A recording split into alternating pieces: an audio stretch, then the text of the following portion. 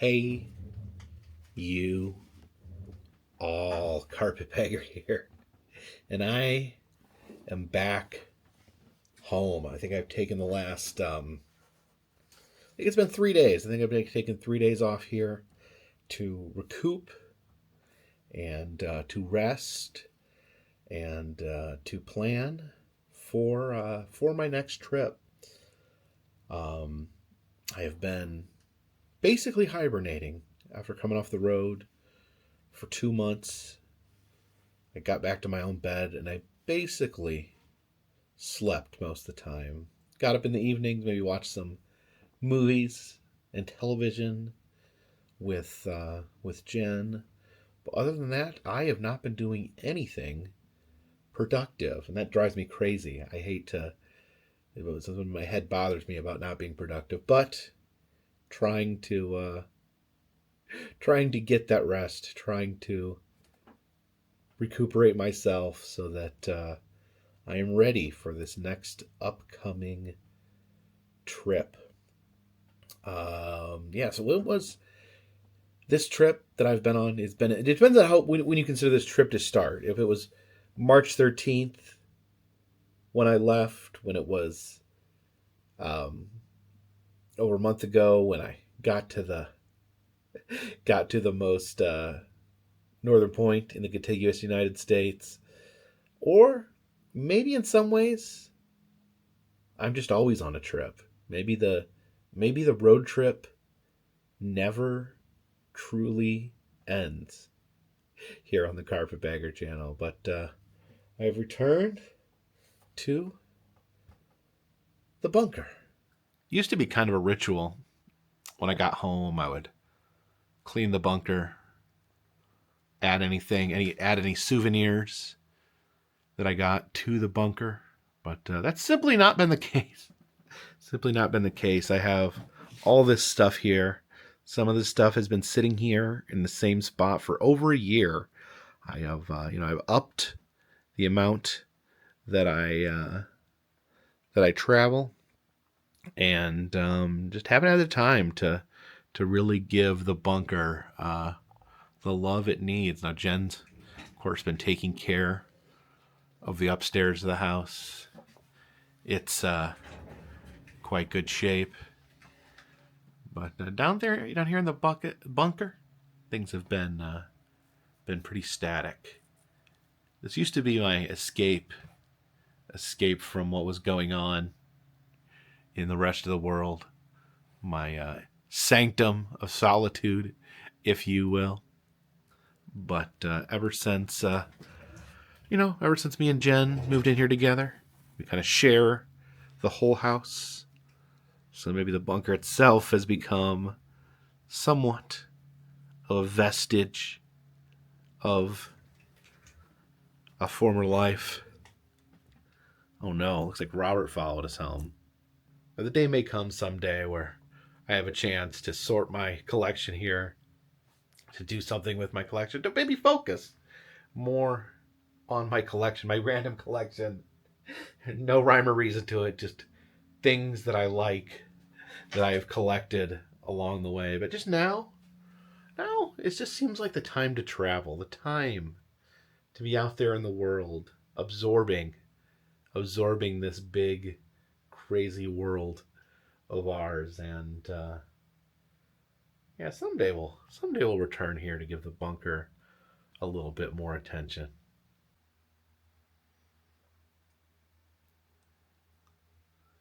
There was a time when I'd get back from a big trip and I'd put the pins in the map, try to figure out where I'd been, where I need to go.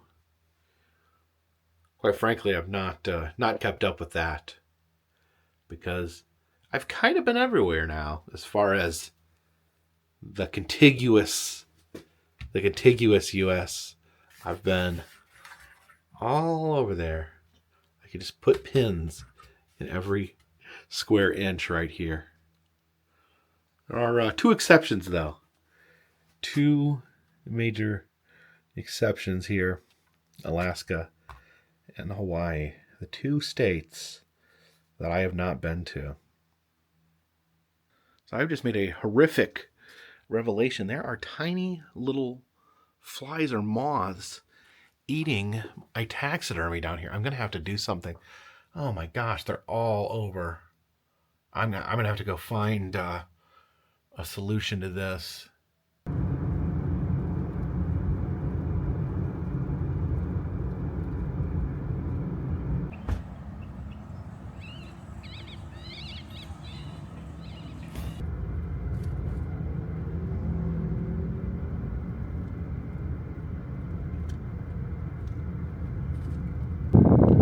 Okay, so I got some of this.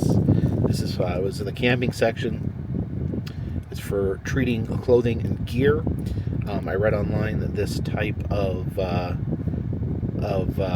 spray, permethrin, will kill those pesky taxidermy bugs. So let's hope this works. Okay, so I got these big old trash bags here. These are 55 gallons, so I should be able to fit the taxidermy in there. So we're going to put the taxidermy in these bags. We're going to spray it with some of this spray, and then hopefully that will get rid of the bugs. They really did a number on my badger here. These little, looks like little moths. I called him the Carpetbagger, and he has been really torn to pieces. Of course, I'm not in the bunker much anymore, so I haven't had a chance to really notice that this was going on, but it could have been going on for, man, quite some time. So, well, we're going to put him in the bag. We're going to see if that fixes him. I actually got him for extremely cheap. He was at a yard sale in Colorado. A yard sale was at an old taxidermy shop, and they were selling off old taxidermy. I got him for probably $20-$30. And I bought several pieces there, and I had to go buy a extra piece of luggage in order to take them home. But yeah, let's see if we can see what we're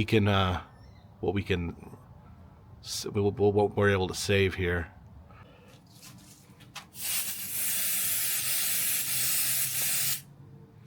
Oh, it looks like it's getting rid of those bugs immediately, so that's a good sign. Again, I don't know. Oh my gosh.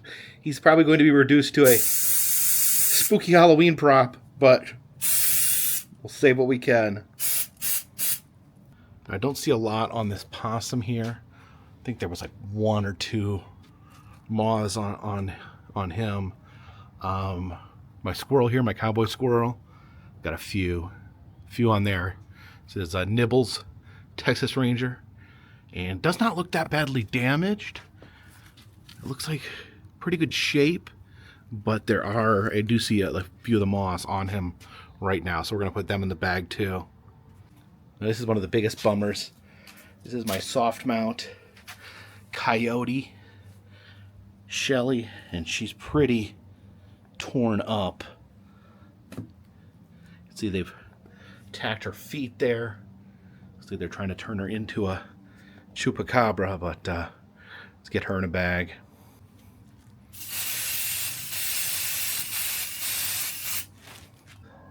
And here I was under the understanding that when you had taxidermied pets, you didn't have to take care of them.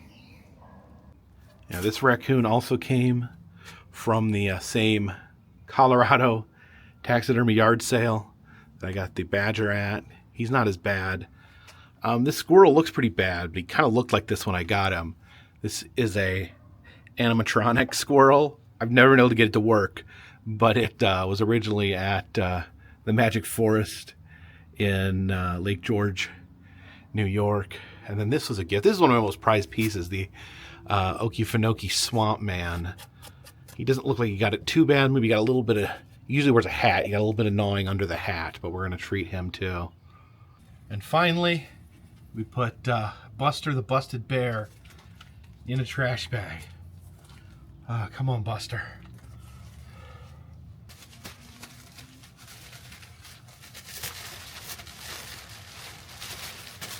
I think head first is best, although his claws are catching on the bag. Oh my gosh.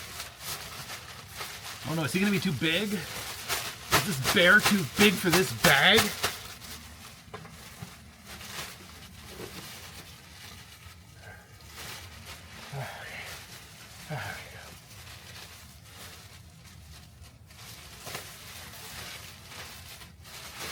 There we go. Buster's in the bag. Where's my poison? Oh, I'm starting to get like funny feeling in my throat from all this poison I'm breathing in.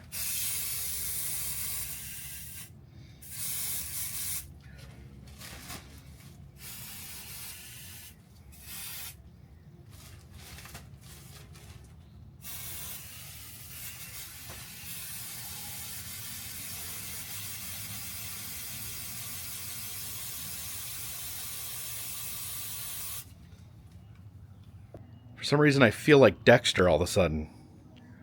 All right, I guess we're gonna leave these in the bags of poison for a couple days, and then we'll spring them out. The only one that was really damaged, the two that were damaged, the badger was almost unsavable, and then I don't know, the coyote, her feet got pretty bad. I may have to put some socks on the coyote.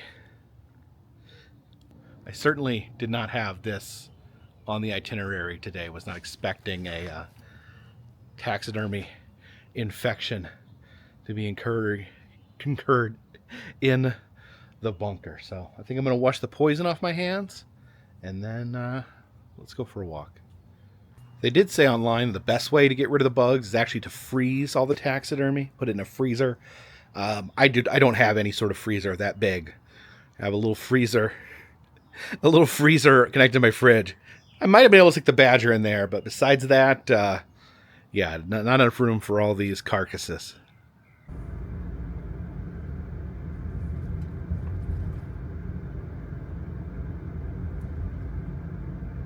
We have come down here to the downtown area of my alleged hometown, Waynesville, North Carolina.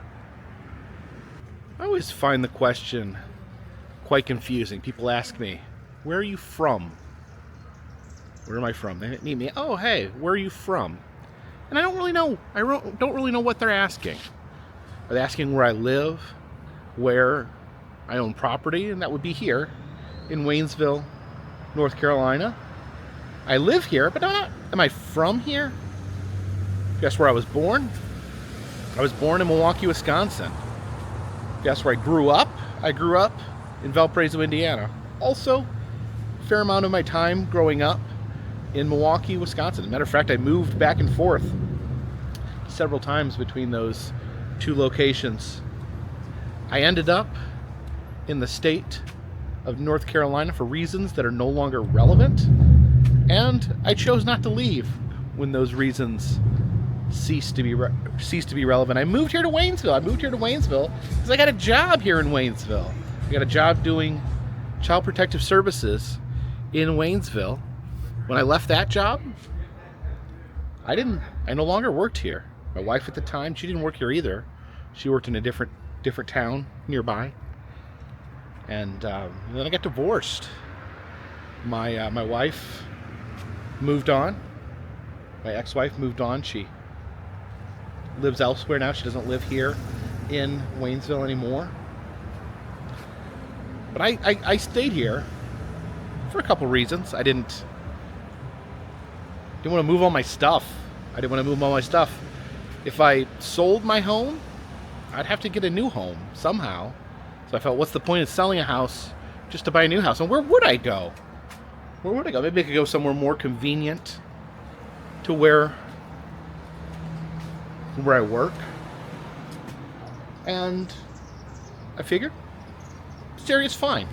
I don't have any particular sentimental attachment to this town, other than the fact that it is where my children grew up. My children are from Western North Carolina.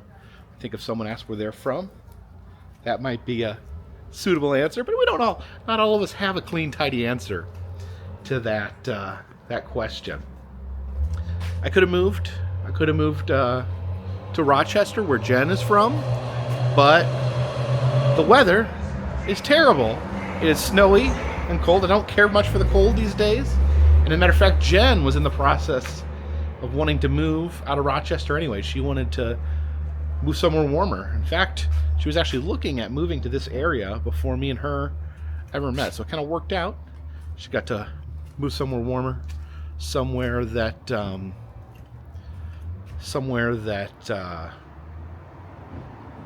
gave her the warmth, and not only that, but just the weather, the various circumstances was much better on her health.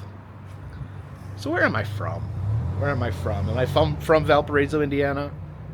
Don't have a lot of connection to that area either. I grew up there. I spent a lot of time by myself. I love my family that lives there, but I don't have an attachment to the town itself. Some bad memories there, not related to my family, that make me feel not so warm and cozy towards that area. I have some good memories from Milwaukee, but I almost didn't spend enough time there to truly grow accustomed to what it was like.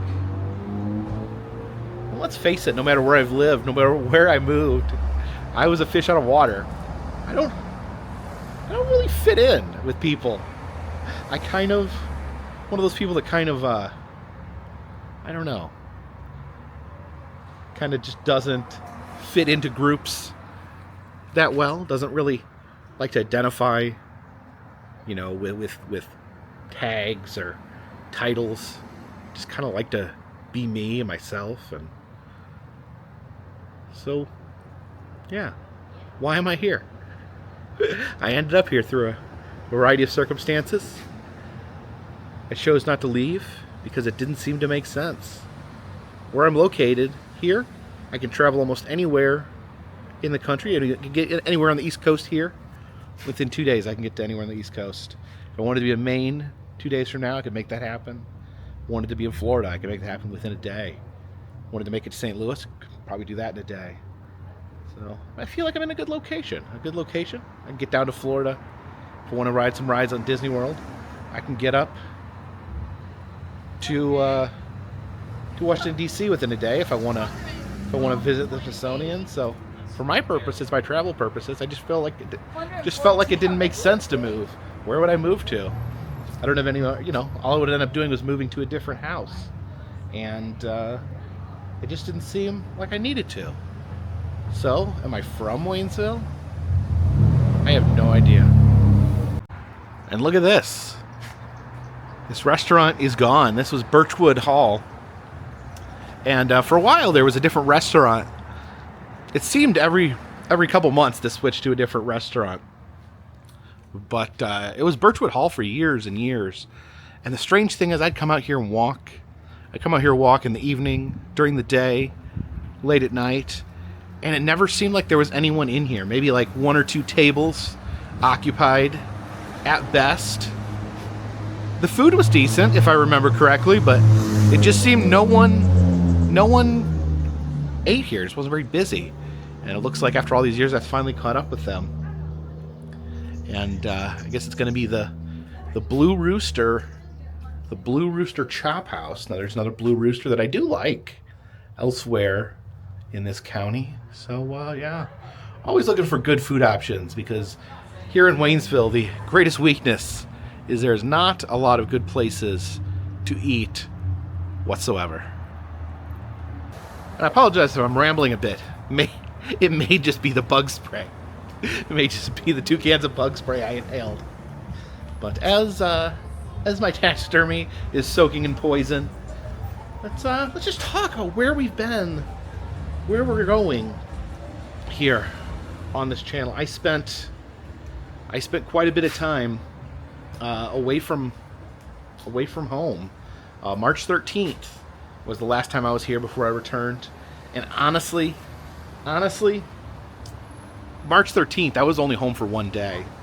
I've been home very little this year. The plan for the year was going to do a lot of traveling, and Jen was going to come out and meet with me, and she has. Had a great time traveling with her. She was able to do the first part of the Bowie to Bowie road trip with me, and she did really good because she has been working really hard on her health, been really working hard on getting answers, and I'll tell you, she has had to fight. She has had to fight for those answers, fight to be taken seriously.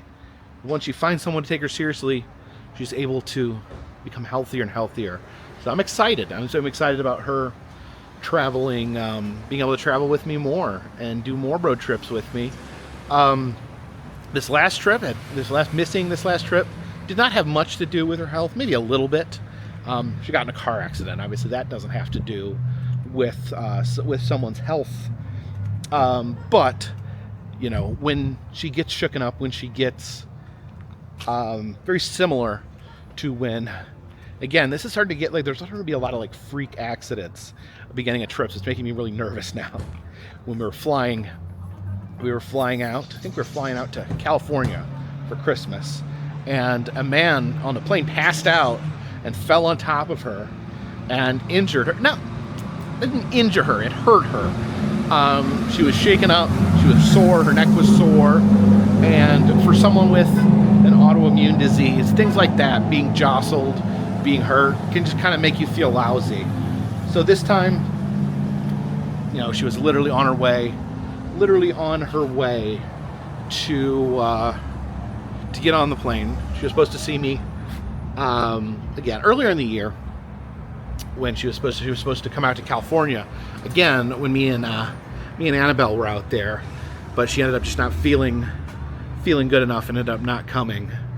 But this last time she was feeling good, everything seemed to be going well, got her car all packed up, and then in the end she got in a car accident, and it was horrible, it was scary, but she was incredibly lucky. She was not injured. Still a little sore, still got some bumps and bruises on her, but she was not injured. And I think her recovery is probably much better than it was, given, you know, that she has a hard time recovering from things quickly because of her having lupus. So unfortunately, she's not been able to come out and meet with me as much as I would have liked her to, but that's just how things happen. We've grown and learned together, me and Jen, that sometimes she just can't do things.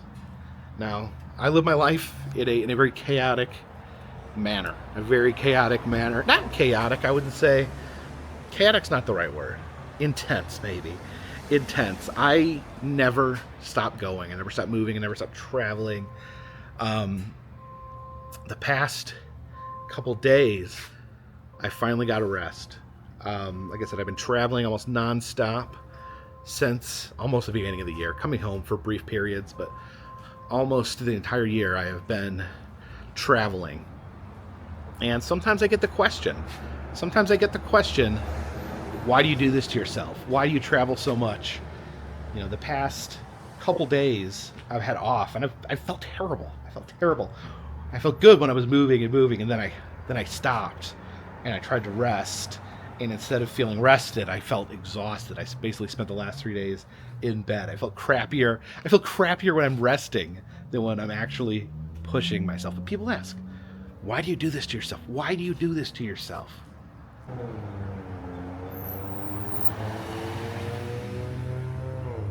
And why do I do this to myself? I'm my own boss. I make my own hours. I make my own decisions. If I don't want to travel, I don't have to, but I do. It's the easiest way to sum it up is it's just me. It's just who I am. I love what I do. This is the hardest I've ever worked at anything I've ever done, but it's the most fulfilling job that I have ever done. You know, and that routine, it's get in the car, go, find stuff to film it, get to the hotel room, edit, get some sleep, get 8 hours of sleep, get up and go again and immediately start filming or driving. It's, again, I can do it now. There's going to come a time in my life when I'm not going to be able to do it anymore, where I'm not going to be able to keep that pace, where I'm not going to be able to get out there. I'm not going to be able to make these videos either at the same rate I am now or even at all. There's going to be some point where my health betrays me and I won't be able to do that. So right now, at this age, I'm still healthy. I'm still active. I feel in some ways being out here making these videos, traveling, it helps keep me helps keep me healthy, helps keep me active. And right now I can do these things. I might not be able to do these things 5, 10, 15 years from now. So I'm trying to do them now. I'm trying to do them now while I can. See things while I can see things. You never know. Tomorrow I could fall, break my ankle. Can't travel. Maybe I might have some sort of serious health problems. I could get hit by a car. Something could happen tomorrow that makes me not able to travel. And I will regret the time. I won't regret any time. But if I had waited, I would regret it. I'd regret that I didn't take this time to be who I truly am, to explore what I want to explore. I'm so lucky and gifted, and I don't want to throw away this gift. I don't want to. Things came together for me in a variety of ways that allowed me to do what I'm doing, and I take that very serious. I want to be able to do that. I want to be able to keep rolling how I'm rolling, keep the train rolling, keep the boat on the water, keep the dirigible in the air. And right now I can. So right now I will. And someday I won't. Someday I will rest. Someday I will maybe do something else. But while I can do this, I will. And the fact that I push myself the way I do, I think it's one of the things that's allowed me to keep doing this. You can look at other people that do similar things to me, other people that make travel videos, other people that travel the country or the world. You can find people out there who are smarter than me. You can find people out there who are better looking than me. You can find people out there who are better at filming. You can find people out there that are better at editing. Anything I do individually, you can find someone else. You can find multiple other people that can do it way better than I can. But maybe, just maybe I just wanted a little bit more. Maybe I'm willing to push myself a little bit further. And, that's what you got to do. When you don't have natural talent, you have to work harder. It used to be an old expression, that we'd say at my old job, and that's work smart, not hard. And, I can't outsmart this thing. I have no choice but to work hard. But as I've found on this channel, on these adventures, making these videos, that hard work pays off. It pays off. At least it's paid off for me. I don't want to speak to everyone's experience, because I know there's people out there that have put hard work into things and it hasn't paid off. But for me, in my unique experience here on planet Earth, the hard work that I have put into things, it has paid off to me.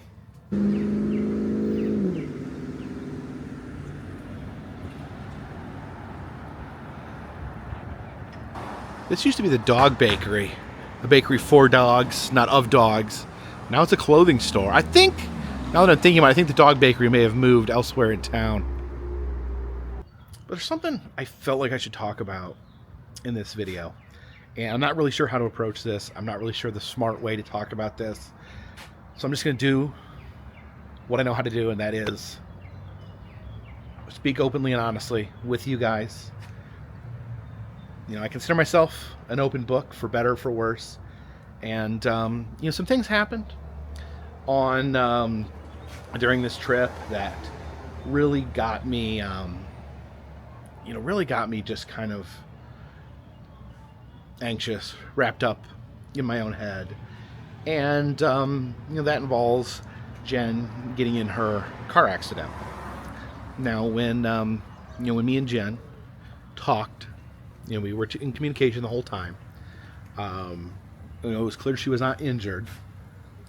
She was able to get back to the house. She was able to get home safely, get everything kind of set up as far as insurance and all that. At this point, I'm probably at least 12 hours away. We had an ongoing discussion on what was best. And, originally the plan was for her to fly into Miami. And then I pick her up, take her down to Key West, and we spend some extra time in Key West. you know, obviously that's not how it went because of the car accident. So, you know, we discussed what was the best option, if me coming home was the best option, if me finishing the trip was the best option. And, you know, what we decided on, the two of us, we spoke about it, we went back and forth. And eventually, you know, at the first point, there was even the option that, you know, she was still going to come out. We were looking, the first night, she was going to see how she felt, and then the next day, she was going to see if she felt like coming out, and then she would get a plane ticket. We'd already looked at plane tickets for the next day. The next day came around. She wasn't feeling well enough to go. She was just sore, felt crappy, and just wanted to stay home, wanted to stay in bed. And, you know, completely understood. I was upset. I was sad. I wanted her to come. I was really looking forward to it. This whole trip had kind of been planned in a way where we would have that time together at the very end of the trip to spend. We had 4 or 5 days planned just in Key West. So it was kind of a vacation, if you believe it or not. I was still planning on filming our trip, but, you know, there was a certain element of this is going to be some time off. This is going to be for me to recover, for Jen to see somewhere cool that she's never been, and it just didn't work out. It didn't work. So our plan that we came up with was I finished the trip since I only had less than a week. I had like 3, 4, 5 days left on the trip, and then I would come home. I canceled my hotel room, you know, paid a penalty to cancel the hotel room and get a new hotel room where I was only staying for 2 nights. And I got a lot of strong feelings from different people in my viewership.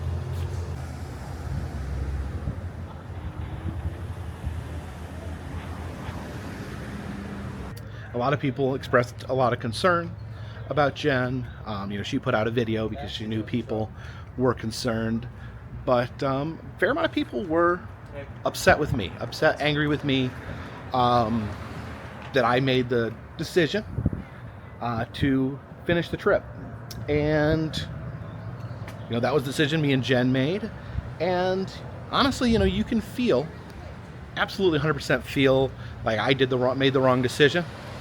That I am not a good person because I made that decision, or made that decision with Jen, by the way. And that's fine. That's fine.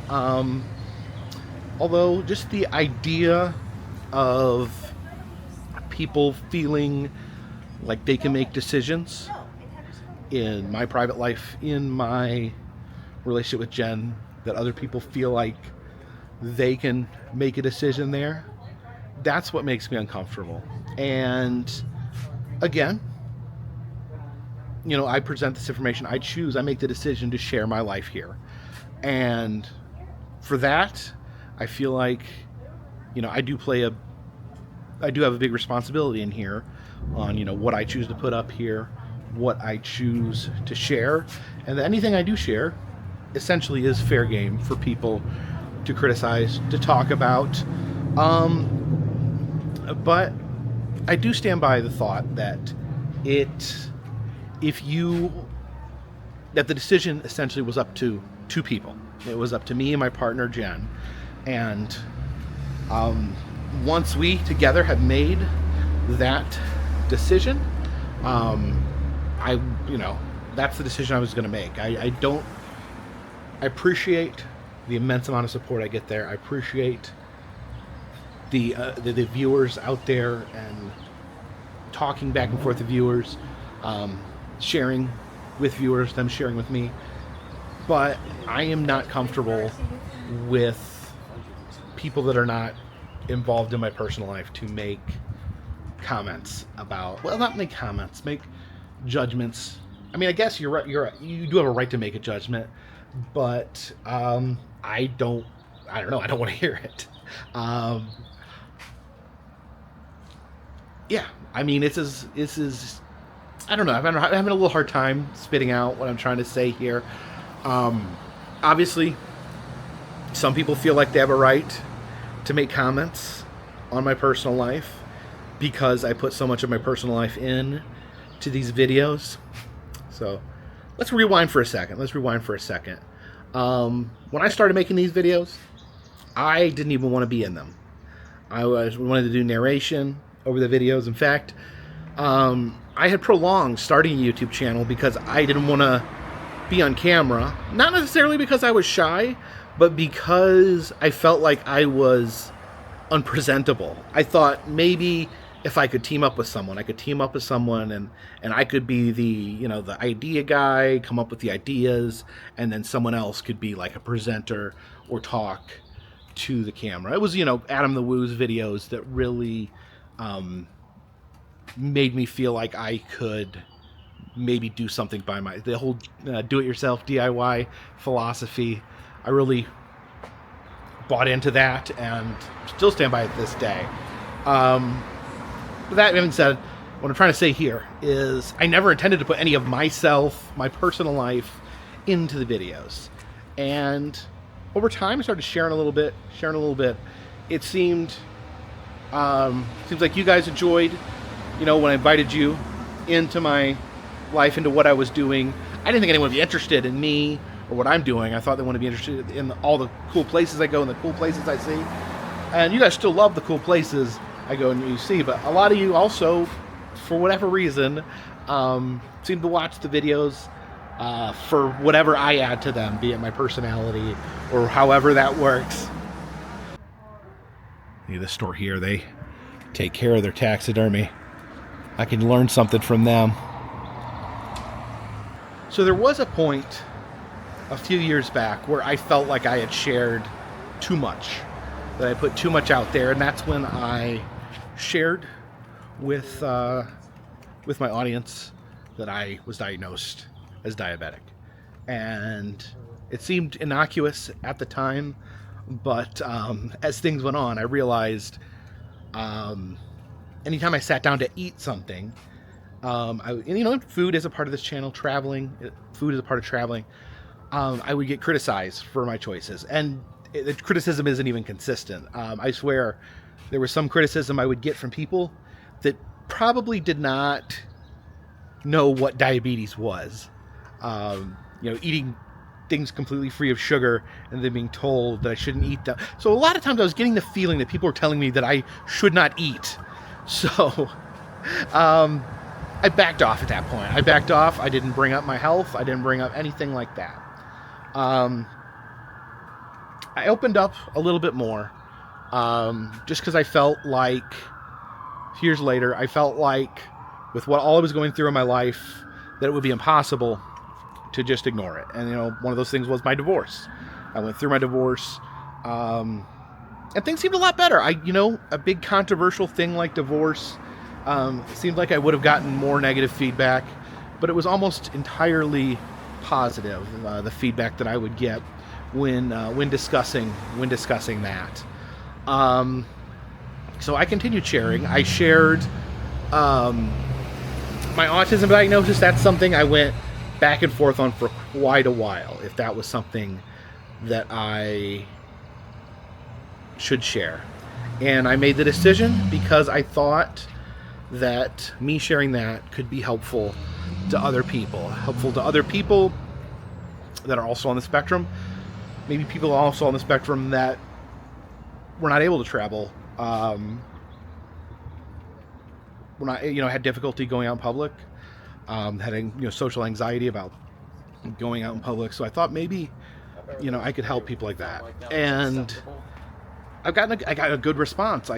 So many people watch this channel. It's a huge percentage of people that watch this channel are also neurodivergent. So that ended up being a real positive thing. And I think,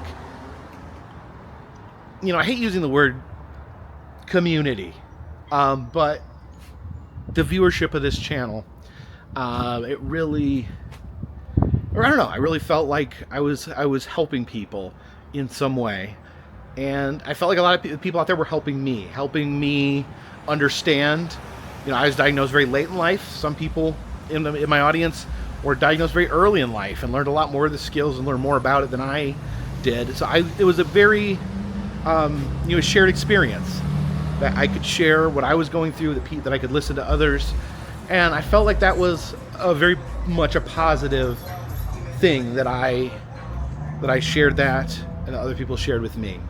And I like being open. I like being open and honest on this channel. But things like that, like the being told, you know, the decisions that I make in my personal life, and I could sit here and defend why I made that decision, but I don't think I have to. Like, I don't think I have to make a decision. I don't, you know, you can make the decision to not watch these videos. You can make this decision that you don't think that I'm a good person, that you don't want to watch these videos because of judgments that you've made against me. And that's fine. That's fine. But, you know, I feel like there's some things that I shouldn't have to explain. And one thing I shouldn't have to explain is the personal relationship that I have with Jen. I can share some things about it, but decisions that are made in private by me and Jen, I feel like that's where they need to stay. So I do feel right now I'm kind of in this zone. I've been thinking a lot about what I put on this channel, what I share, and what I should share going forward. Those of you who have been following this channel for a while know that I used to live stream out here, and there'd always be a little kitty in the window, but no longer is there a kitty in the window here. It used to be a quilt shop. Now they sell bagels, and instead of cats, they have balloons in the window. So now let's talk about something that I sincerely and honestly do not want to talk about, and something that I probably never will talk about again. Probably something I shouldn't even talk about right now.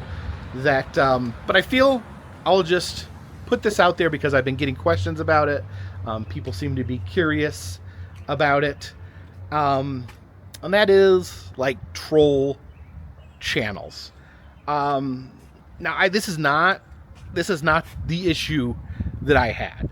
I have been dealing with troll channels for the past 10 years. And I've learned to deal with them. You know, this recent incident, it got to me more because it was coming from, you know, my audience, who is usually, and still is, about 99% positive. But, yeah, there's channels out there that you may know about. None of them are going to get a free plug from me because they are trash. But, yeah, there's channels out there that for whatever reason are obsessed with, I don't even know how to categorize this type of video. I make vlogs. My friend Adam the Woo makes vlogs. Some other friends of mine make vlogs. Some people that aren't my friends make vlogs. And then these channels, there's channels out there that really like, I guess their whole thing is they like to get in there, make judgments, spread false information, pretend they know what they're talking about, and they talk about these different vlog channels, which I apparently am lumped in with in some way, shape, or form. And the truth of the matter is that these channels, I mean, I give you guys enough credit where I feel like you can look at these channels yourself. You can judge the source and come to your own conclusion on what you think. I'm certainly not going to sit here and refute things. I don't watch the channels. It's repetitive. It's the same crap that it was, you know, 6-7 years ago. Basically, they're just going to say the most hateful, nasty thing possible. They want to try to get someone to recognize them like I'm doing right now, and acknowledge them like I'm doing right now, and get me to say, you know, they feast off of that little crumb of acknowledgement. And I don't know how to describe it other than they're just, I mean, a lot of these people, they are essentially people that started off as people that enjoyed the work we made. The vast majority of them, and I've seen, have seemingly tried to be vloggers, tried to make videos that were positive at one point, and completely and utterly failed. And they found out that if they just badmouth other people, that actually had some success, that would get them a meager audience that was able to satiate their egos. I've been through a lot of bad stuff. I'm not going to turn this video into a discussion of that, but I have been harassed. I've had threatening letters sent to my home. I've had my daughter's school called. I've had threatening letters sent to my daughter. Yes, I know who did it, and it comes from the same group that a lot of these negative videos come. I'm not saying that any specific person is the one that did these things, or that any of them out there are the ones that did these things, but they are way more involved in that than they would ever admit. So I think that's enough about them. You guys, I trust you guys. If you guys watch their videos and you think they're right, then there's nothing I can do to change your mind. And I welcome you to, please, if you don't like these videos, please, pretty please, don't watch. I'm here to have a fun time. I'm here to do fun travels. I'm not here for drama. I don't like drama. Drama is not something I bring in my life. I have done significant work to remove all forms of drama from my personal life, and I don't need it here. I don't need it. I don't want it. And if you want it and you need it, go somewhere else and get it. Actually, go to these channels I just mentioned. They love drama. They love talking bad about people. So matter of fact, maybe I do support these channels. Maybe I support, if that's what you like to do, if you like to judge people and be negative about people, maybe go watch these channels instead. They steal our clips and show half our videos anyways, so you could probably get everything you need there if you want to come at it from that perspective. Hey! Someone waved at me. But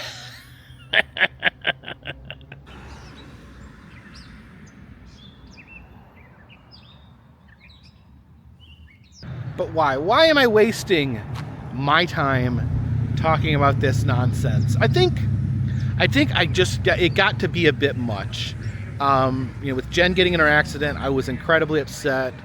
Not only just upset for her, for what she had to go through, but I'm also upset that we didn't get our trip to Key West together. And hopefully, we're already in the process of replanning the trip. We're gonna get back there at some point in the near future, so that Jen finally can experience Key West, one of my favorite cities in the United States. It was a crazy, wonderful adventure, the Buoy to Buoy US 1 road trip.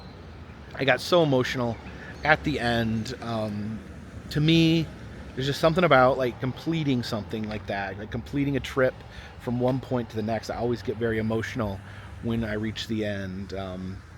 My Lincoln Highway trip, my Route 66 trip, my Great River Road trip, always just at the end, it's just this feeling like nothing else. And then just thinking back to all the amazing things I got to see along the way, and all the amazing things I got to share with you that I am so grateful for. And next up, the Buoy Buoy to trip, sadly, is in the past. What is in the future is Hawaii. I've been to the 48 contiguous United States. So that means 2 more. And those 2 more are Alaska and Hawaii. Because Alaska is... Alaska and Hawaii, they put them too far away. They're not close enough to the contiguousness. So, this Friday, what is that day? Is that the 6th? I'm getting on a plane. We're not going directly to Hawaii. We're making a pit stop in Reno, Nevada, because I have Not only am I trying to visit every state, but I'm trying to visit every state fair. So we're going to stop in Reno, Nevada for the Nevada, however you like to pronounce it, State Fair. And then on the 10th, so about 9 days from now, we will be leaving Reno and flying over the Great Blue Sea to Hawaii. If everything goes according to plan, if there's no issues, nothing happens to throw us off, we will be heading over that Great Blue Sea. You know, this is the year of planes, trains, and automobiles here on this channel. Beginning of the year, I went on a lot of train trips all over the West. Still got a lot more train trips to do in the future in the eastern half of the country, but I did most of them that lie west of Chicago. And so that was kind of the train section of the year. Not to say that there are not going to be more trains this year. We'll see. And then this automobile trip, this buoy to buoy US 1 trip, the biggest road trip I've ever done from beginning to end on this channel.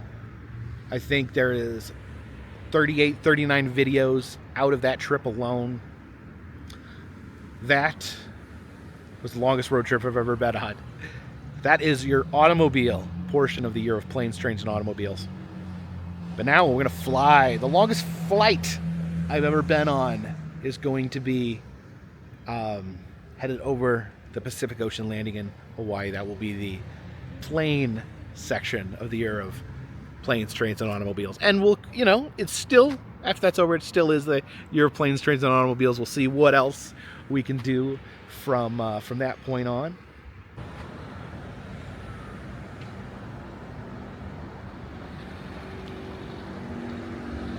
So yes, my goal in completing all 50 states is getting closer.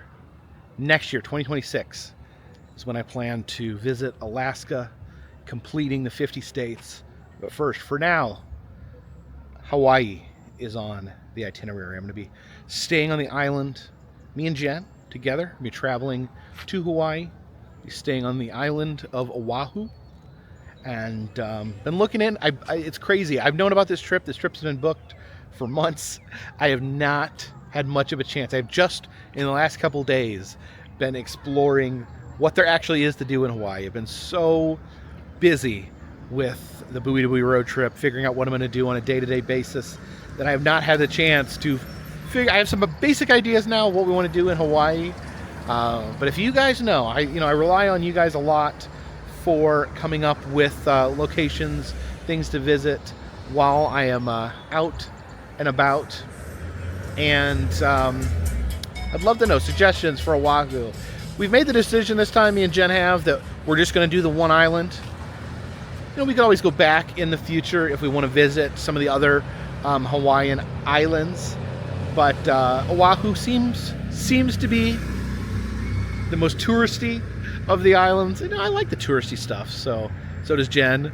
So I think we're going to go into Oahu to do that touristy, get that full Hawaiian tourist experience, and love for you guys to give me some ideas on what you want to see me and Jen visit when we are in Hawaii. There's so much. It's the plane. The plane seems intimidating. Being on the plane for like 8 hours or something. I don't know. I think we're flying. I think from Reno we're flying to San Diego, and then from San Diego I think that'll take us across the ocean. So yeah, I've never been on a plane that long. I don't really like being on planes, so we'll see how that goes. I thought of sitting in a seat for that long. Maybe I can find a way to hook up my CPAP and get some rest while we are over the ocean. But yeah, fill up that comment section with places you'd like to see me and Jen visit in Oahu. Maybe small things, little things. Hey, make sure I check out this while I'm there. I'd love to hear it from you guys. I apologize if this video has been super weird. I've had these things in my head, and I thought it was just a good idea to be open with you guys and talk to you about what's going on. Maybe I'm being too open, sharing too much, as apparently is a problem that I have. So I'm gonna make it. You know, I'm slowly. I'm reconsidering everything right now about how much of my personal life I'm gonna share on this channel. If I'm maybe gonna be a little more reserved in the future on what I put out there. I'm just gonna have to judge that and make a decision. But I do appreciate you guys listening. Again, I may just be out of my mind on bug poison after that issue in the bunker with the horrible taxidermy moths. But thank you guys so much for watching. Thank you for hearing me out. I really appreciate it. If you guys like these videos, though, please consider subscribing. I travel around the country, film roadside attractions, amusement parks, museums, haunted houses, and other fun random stuff. We have done the 48 contiguous United States. Soon, we will be adding Hawaii to that list, and hopefully next year, Alaska, to bring it to 50 United States that I have visited. If you'd like to help out this channel, consider contributing to Patreon, $3 or more, which is a postcard once a month from me to you. Also selling stuff in the souvenir shop, the Etsy shop. If you'd like pressed pennies, motel key fobs, enamel pins, and other fun stuff that's in there. If you'd like to receive a personalized message from me to you, you can do that on Cameo. You can send a message to yourself, a friend, a family member. All that information is in the description. And all that helps keep this train on the track, this boat in the water, and this dirigible in the air. Until next time, my friends, this one's in the bag.